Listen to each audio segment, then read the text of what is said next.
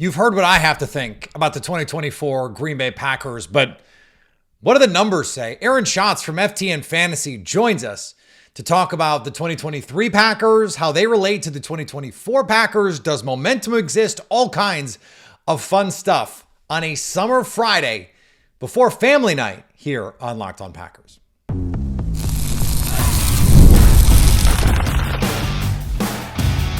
You are Locked On Packers, your daily Green Bay Packers podcast. Part of the Locked On Podcast Network, your team every day.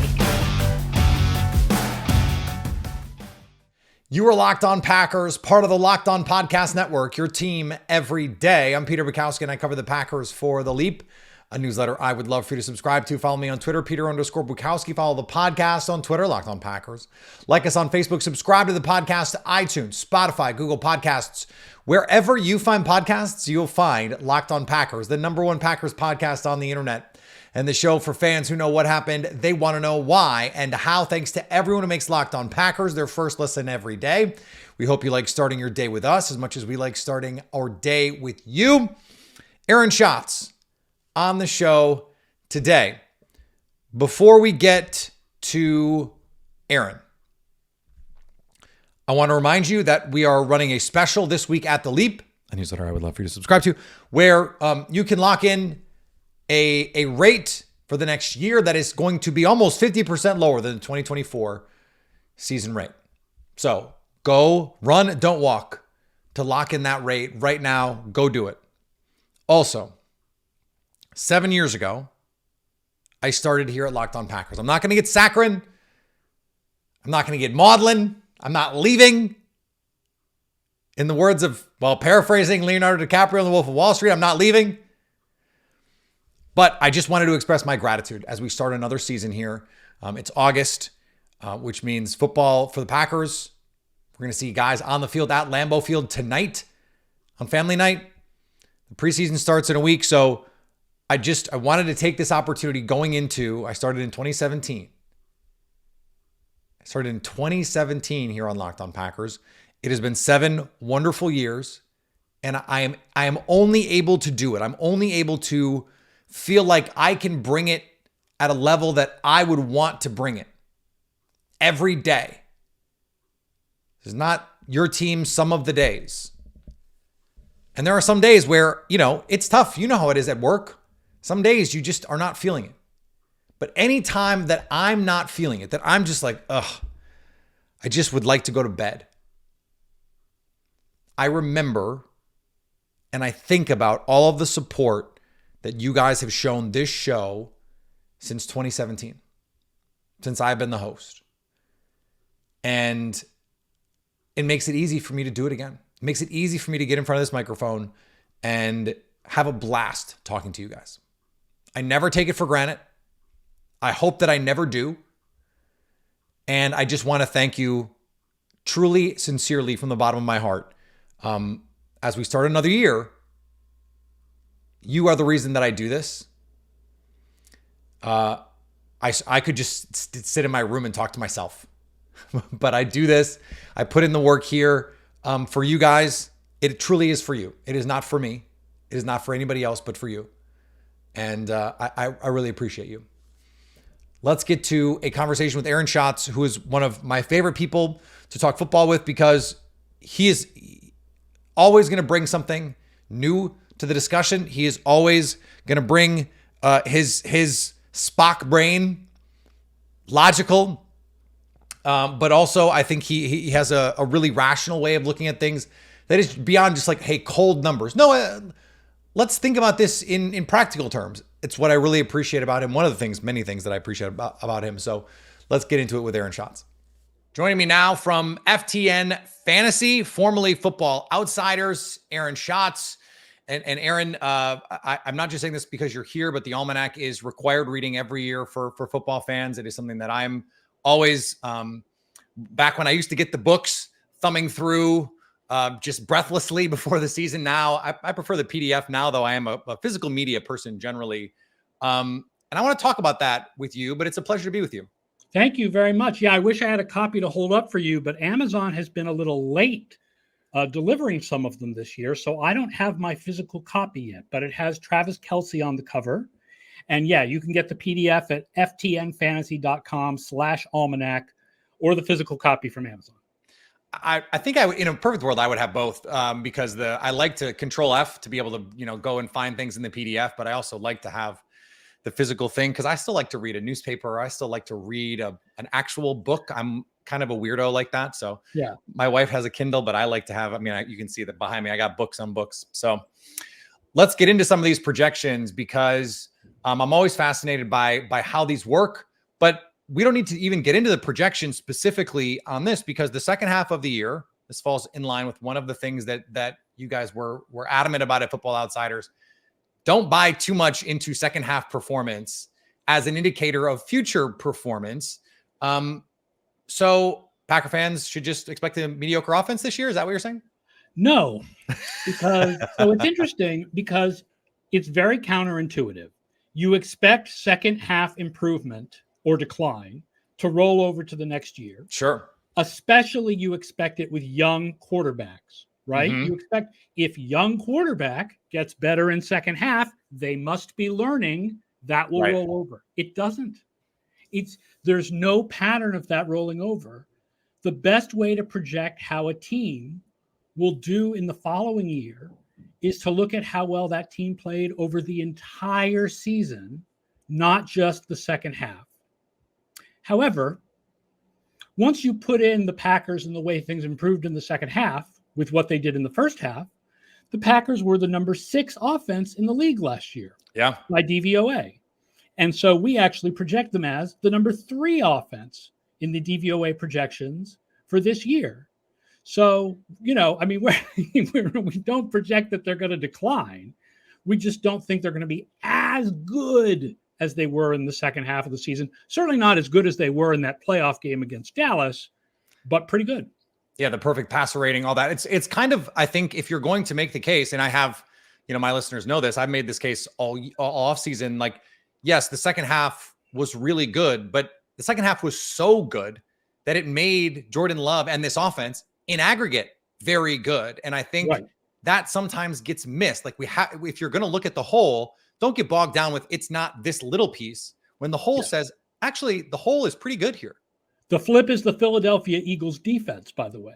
Okay. The Philadelphia Eagles in general, and particularly on defense, were so bad in the second half of the year that their overall numbers for the year were bad, even though their second half performance is not particularly likely to carry over to this year. Their whole year's performance was bad. Well, the same goes for the Packers offense and the Rams offense also, which improved in the second half. Their whole performance for the year was good. But I believe the Packers' performance was better than the Rams' performance. It was. I was just looking at the numbers, offensive DVOA. The Packers just ahead of the Rams in that one, and certainly better in weighted DVOA as well. But so that brings us to the defense. You mentioned the Philadelphia Eagles, the Packers' week 1 opponent, by the way. Very interested to see what Vic Fangio can do there. How do you, when you go about trying to put in, whatever your inputs are for the projections, when you have a new coach, any coach, how do you go about trying to set the parameters for what that projection model gives you? The answer is that there are really 2 ways to do projections, bottom up or top down. Bottom up projections would project like individual players and then use that to compile the team's total performance. That's generally how baseball and basketball projections work. Top down looks at top level team variables and uses that to project the team without looking as much at individual players. Now, we do have, for example, a specific variable in our projections. First of all, on offense, the quarterback gets his own variable, and then there's another variable for the players going in and out of the offense. Defense has a variable for players going in and out of the defense, both draft picks and free agents leaving and coming, players retiring, so on and so forth. So it doesn't, the fact is that our projections don't incorporate what the defense will look like. If coach, the new coordinator is going to change from a 3-man front to a 4-man front. We don't care. We're not paying attention to that. But we do account for the fact that most in general, when you have a new coordinator, a unit does takes a little bit of a step back. You don't notice it because a lot of times when you have a new coordinator, you were bad the year before. Sure. And the power of regression to the mean is a stronger power than the power of new coordinator, take a small step back. But we do account for coaching. We even put a special penalty in this year just for the Patriots to try to account for the loss of the greatest head coach of all time, who's a defensive genius. And we still came out with the Patriots as the number 3 projected defense. All right, we'll be back in just a second with more Aaron Schatz here on Locked On Packers. Today's episode brought to you by our friends at eBay Motors. Passion, drive, and patience. The formula for winning championships is also what keeps your ride or die alive. eBay Motors has everything you need to maintain your vehicle and level it up to peak performance. Superchargers, roof racks, exhaust kits, LED headlights, and more. Whether you're into speed, power, or style, eBay Motors has you covered. With over 122 million parts for your number one ride or die, you'll always find exactly what you're looking for. And with eBay Guaranteed Fit, your part is guaranteed to fit your ride every time or your money back. Because with eBay Motors, you're burning rubber, not cash. With all the parts you need at the prices you want, it's easy to make your car the MVP and bring home huge wins. Keep your ride or die alive at ebaymotors.com. Eligible items only. Exclusions apply. eBay Guaranteed Fit only available to U.S. customers. Are you watching Fox Sports or ESPN on your TV all day? Have to turn down the volume with all that shouting? Make the switch to Locked On Sports today, a free 24/7 sports streaming channel programmed for you every day to bring you the biggest stories without all the screaming. Locked On Sports today brings you can't-miss analysis, opinions, and news streaming 24/7 on YouTube or the free Amazon Fire TV channels app, part of the Locked On Podcast Network. Your team every day. Yeah, I heard you. I think that was on the Athletic Football Show when you were talking with Mays about that, where it's like that team is undervalued. I did not go out and bet the Patriots over because it is now heavily juiced on that over number. So I was a little disappointed that I couldn't go out and benefit from that. But I will tell you, based solely on that conversation, I did bet the Saints over and gladly. So I'm excited about that. I will not hold you responsible if that one does not hit, though. Yeah, you'll just have to root against the Saints in week 16. That's right. So because you guys are still making the migration over, or at least I couldn't find it. Maybe you have it up somewhere. We're working on getting all of the stats. The new stats hub on FTN is awesome, but not all of the individual stats are necessarily available to non-subscribers right now. So we're working on getting all of that going. Yeah. So in terms of what we talked a little bit about Jordan Love, but in terms of what the DVOA and DYA numbers said about Jordan Love, what did they say about him overall last year? I believe that he was 6th in pass DVOA for the season.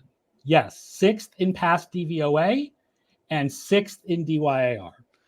So very, very good. Yeah. I'm not, no argument, right? Like, I mean, the dude was good. And like, that's one of those things. So when you look at, okay, year 1 to year 2, does the model presumably accounts for some of that, or like how do you try and account for some of the player development pieces? Because Green Bay, I would assume, like, they've got a lot of young players. We try to account for player development by looking at the age of the team in general and what the age of the team is compared to the year before. Teams that get younger, right, tend to go one direction. Teams that get like exactly 1 year old, it's mostly the same players, but they've got a little bit more experience. I mean, I will say this about quarterbacks, and I think this goes for CJ Stroud as well as Jordan Love. At a certain point, if you're so good in your first year, you can't project improvement in the second year because they were already so good in the first year. They're not going to get 25% better in year 2 if they were. You're really not right. Now, some players have. Dan Marino did. Peyton Manning did. But mostly the top rookie Love's not a rookie quarterback, but the top rookie quarterbacks took a little step back in their second year. Some of them took big step backs. Sometimes that was injury related or whatever happened to Mac Jones. Sometimes they're about the same in their second year, like Ben Roethlisberger. So the moral of the story is, I don't think you can say Love was so good, he's going to only get better. Like, there's probably a good chance he's going to be just as good, not get better. And there's a chance that he's going to be a little bit worse. What's unlikely is that he's going to be a lot worse because he's shown that he's very good. That's a critical piece too, especially as we sit here, as we record this. Jordan Love does not yet have a contract. Maybe by the time that this show airs, he will have a contract. In fact, Tua Tagovailoa just got paid. Like right before we started recording. We jumped on. Yeah, that was opportune timing on that one. But so for a head coach, the Matt LaFleur effect. I love Greg Cosell has this great line about intangibles that if they don't manifest themselves on the field, they don't matter. And I, I don't know if I 100% agree with that, but I understand what his point is. When you look at things like aggressiveness history going forward on fourth downs, is that something that gets incorporated into these projections when it, like, okay, one coach versus another, like the Sean McVay is the great team guy, but incorporating it. I don't incorporate it, but I should think about incorporating it because it obviously matters. And LaFleur is one of the most aggressive and positive coaches on fourth down. So it is something that does matter. And so do those intangibles, by the way. Yeah. I mean, the fact is the effect of the intangibles are in the numbers, right? The numbers account for that, just like they account for everything. Mm-hmm. And they exist. My line is intangibles are called intangibles because they are intangible. Yeah. So I can't give you an index.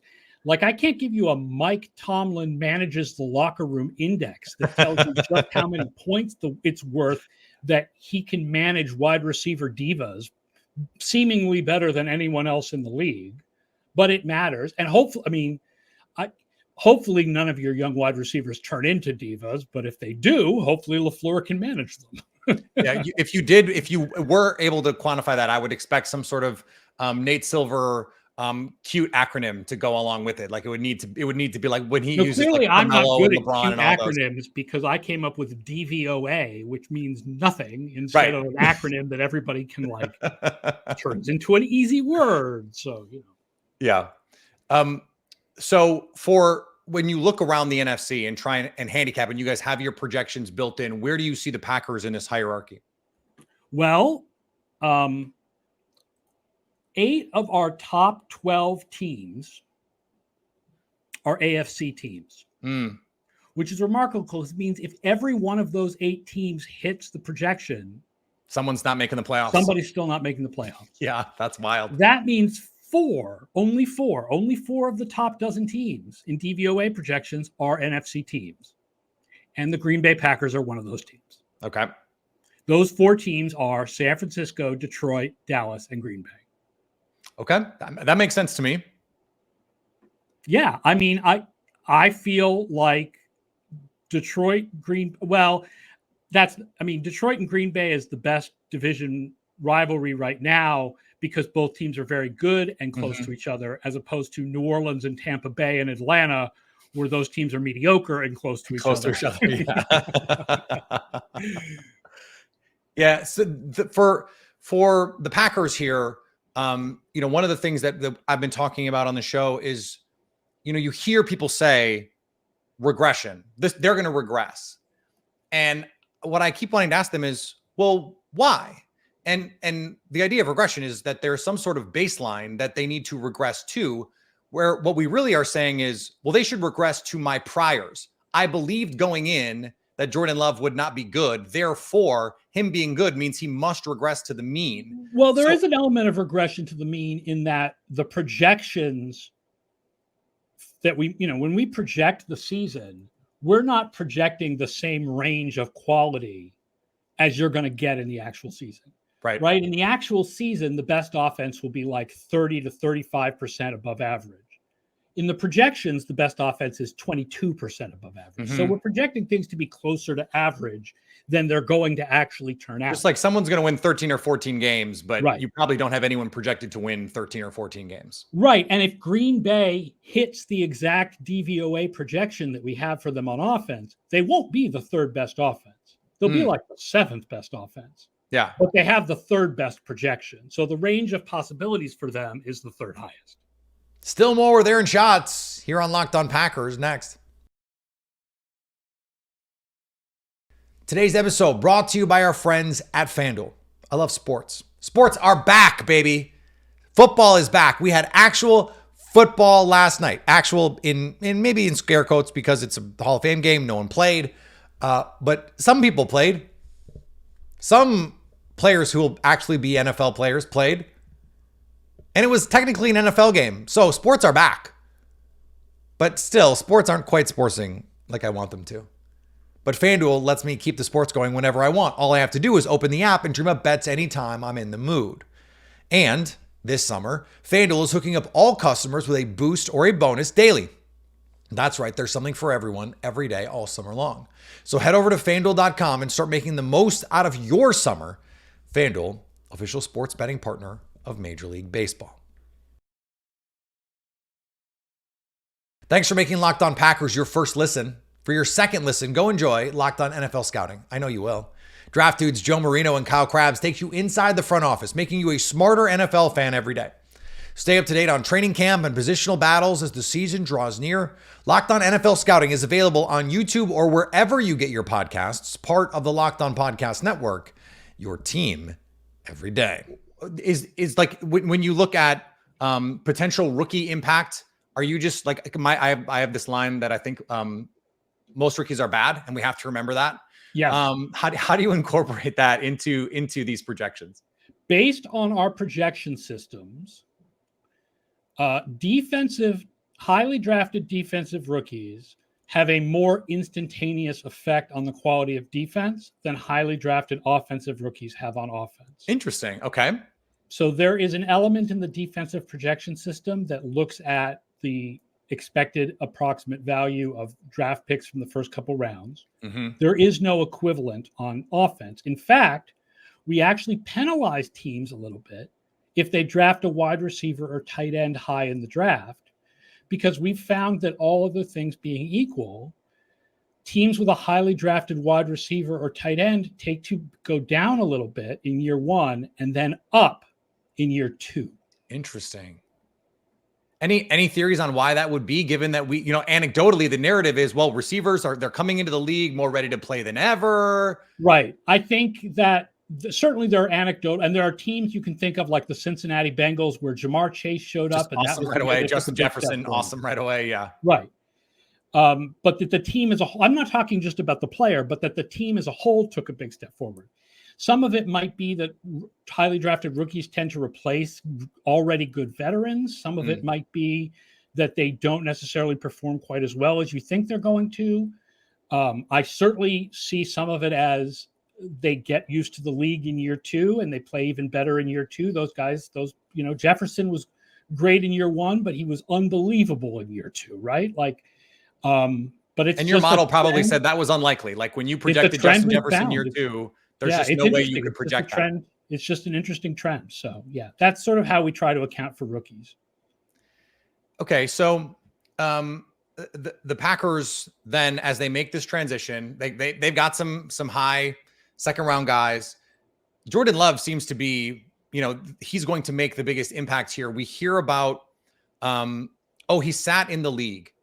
Are you aware of any evidence that matters? Because when I went back and tried to find some, I was like, I don't see anything that suggests that this is positive. And I recalled, and I couldn't remember if it was you or someone else who actually wrote about this when Jimmy G was in New England, that actually we should not have that big a gap between the way we felt about him as a prospect versus an NFL player with whatever it was, 2.5 starts. I don't remember exactly whether that was us. I will say anytime we've tried to do any research on this, the answer is, I don't know. Okay, that's a good answer. Yeah. The answer is it better to sit a guy or to play him right away? And the answer is, we don't know. There's no clear evidence either way. Every time we've tried to research this, that's what we get. And I think that's an important piece of this. Like there is a misconception, I think, among people who either don't like analytics or don't like digging into some of this data. They say, well, it's an attempt to understand everything and they think they have all the answers. And I said, that's not true. There's a lot of times where, just me with a baseline understanding of some of these things, I'll go and try and find something and go, oh, okay, well, the numbers don't tell me anything. So I can't draw a conclusion. Like, how often are you like, hey, let's go set out to find something and then go, we got nothing. It happens. It happens a good amount of time. And also, like, I also am aware there are things we can't measure, like that thing I said about intangibles and Mike Tomlin and all that. So nobody in analytics thinks they can measure everything or that everything has an answer. Sometimes the answer is we don't know or we don't know yet. Interesting. And I feel like, correct me if I'm wrong, but that was a little bit of your momentum idea too. I think I've heard you talk about that, saying like, if it does exist, we don't have a good way to measure it. I will say that's probably Bill James. I think that's Bill James's take. That might be Bill James's take on clutch. I know it's Bill Barnwell's take on momentum. Like no one can define momentum. No one can give a definition of momentum in a way that actually shows that it exists. So if it exists, we just haven't figured out the right way to define it. Interesting. Okay. So I tend to favor the idea that we don't pay attention to it. Yeah, if we don't have a good definition for it and we can't really describe what we mean, then maybe great example of this is the Super Bowl between the Packers and the Steelers when Mendenhall fumbled. Like hadn't like the Steelers had just made like an awesome defensive stand or something, and it was like, oh, the Steelers have all this momentum, and then Mendenhall fumbled like 2 plays later. Like what momentum meant nothing. Nothing means nothing. And then the Packers have this like great drive, and it should be over, and then they still had to have a 4th down stand to win that game. So yeah, as we define it, momentum means nothing. Whether it exists in some way, I can't tell you. All right. Well, you can't prove a negative, so you can't prove that it doesn't exist. But what we haven't been able to prove is that it does. I think I followed all of it. No, I did. But I understand why people get lost in the weeds here a little bit. I'm glad that you were able to come on and shed some light on all of this. I really appreciate your time, and we have it solved. We cracked the code. I appreciate it. Yeah, thank you for having me on. Hopefully everybody will go out and pick up the book. I mean, yes, we didn't talk defense a little bit. Obviously, the projection for defense is not that good. That's part of why the team is not projected as one of the best teams in the league. But we write about all of this. Dan Pizzuta wrote the Green Bay chapter, did a great job. Of course, there's chapters on all 32 teams, fantasy projections, team projections, all that. So ftnfantasy.com/almanac, or go to Amazon and look for FTN Football Almanac 2024. With Travis Kelce on the cover, trying to get those Swifties to buy our book. Yeah. One note I've just found in my notes that I did want to ask you about. There was this great nugget in the Packers section. The Packers had 4 receivers in the top 55 of DYAR. Only the Rams and the Texans had at least 3 receivers like that. There is this idea that the Packers need a number 1 receiver, but they have really unprecedented depth in the league. Have you ever done, looked into this? Because I know Pro Football Focus did a study on playoff success and found that it was actually secondary receiver play was more correlated to winning than primary receiver play. Is that ever something that you've ever looked into? No, I've never looked into it. When I complain about a team not having a number 1 receiver, it's usually because the other receivers aren't that good. Right. Like the thing about the Packers is that they might have 3 number 1 receivers. Yeah. Right? Like on some teams, Watson could be a 1. On some teams, Reed could be a 1. On some teams, Wicks. I mean, depending on how these guys develop, they have the talent to be that good. Right? Like of the Packers receivers last year, the worst of those top 4 was Watson. And I think a lot of people feel Watson's the best one of the 4. Yeah, most talented, certainly. Whoa. I have no idea what that is. Oh, I think that's my Packers depth chart in the background played an ad. That's okay.